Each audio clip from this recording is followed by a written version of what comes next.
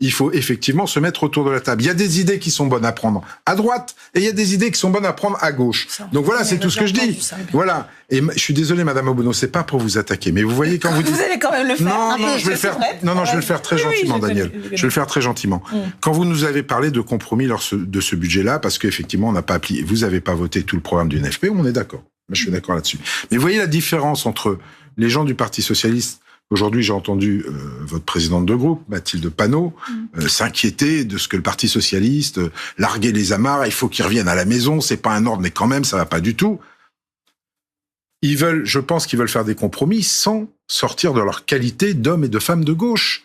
Et vous n'êtes pas d'accord avec eux. C'est ça que je comprends pas. D'un côté, vous nous dites on est prêt à faire des compromis, et dès qu'il y a un de vos membres du NFP qui essaye d'avancer tout seul, vous essayez de le rattraper. Alors, si je puis me permettre, c'est pas ce que nous a dit Madame Obono il y a quelques minutes. Parce non, que mais moi, j'ai bien entendu Mathilde Panot. Oui, mais Madame Obono, sur ce plateau, vous nous confirmez que vous êtes prête à faire des compromis texte par texte. Et c'est ce que vous avez déjà fait à l'Assemblée nationale. C'est ce que vous nous avez dit. Mais pourquoi s'inquiéter alors de ce que le PS... Non, mais si vous permettez, on discutera avec nos collègues. Mais non, mais j'ai le droit d'être informé aussi, comme tous les Français.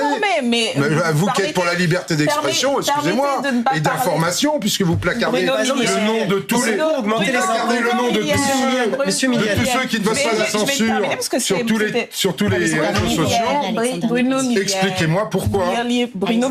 Comme ça, je vais partir moins bête. Donc, nous avons dit, et vous l'avez noté, que nous avions voté, y compris avec des députés du MoDem, des amendements qui ont permis d'avoir un budget effectivement NFP compatible. Et c'est de ça que nous parlons. Le débat parlementaire est par essence un compromis. Personne n'imagine que un texte arrive, un texte arrive et il va pas sortir de la même manière. Donc oui, tout cela n'est pas antinomique avec le fait de dire qu'on arrive avec un programme.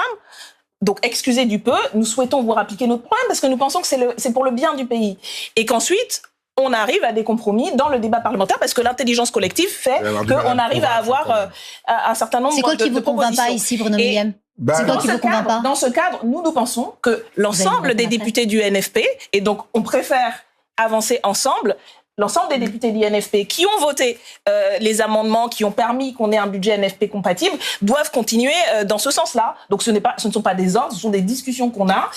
Alors, juste un mot pour savoir ce qui ne vous convainc pas. Rapidement, Madame Obono, on arrive sur la fin de notre entretien. Je n'ai besoin de rappeler les propos d'Olivier Faure il y a à peine 3 mois, qui expliquait qu'aucun socialiste ne serait jamais le supplétif ou la supplétive de la Macronie. Et je suis tout à fait d'accord avec ce que disait Olivier Faure il y a 3 mois. On peut vous rappeler les propos de Jean-Luc Mélenchon. Oui, je sais que vous êtes obsédé par Jean-Luc Mélenchon. Il hante les macronistes depuis des années. Vous avez toujours un double langage. Mais non, je pense que c'est très clair. Quand vous les voyez s'éloigner, vous les brossez dans le sens du poil pour qu'ils reviennent. Mais n'essayez pas de créer je ne sais quoi entre le NFP. Personne ne s'échappe. On va juste, si vous le permettez, faire 2 choses. Déjà, répondre à Alexander Nicolic et ensuite vous également, Céline Nervieux. Allez-y, Alexander. Non, ce qu'il faut comprendre, c'est que ce qu'ils avaient choisi budgétairement, c'est une grosse hausse de la fiscalité. Vous savez que derrière le Venezuela, la Corée du Nord et Cuba, on est le 4e pays qui capte le plus la richesse. Vraiment, ça ne marche pas quand on voit la trajectoire du déficit public, justement. Excusez-nous de nous dire qu'on va dans une très mauvaise direction, justement.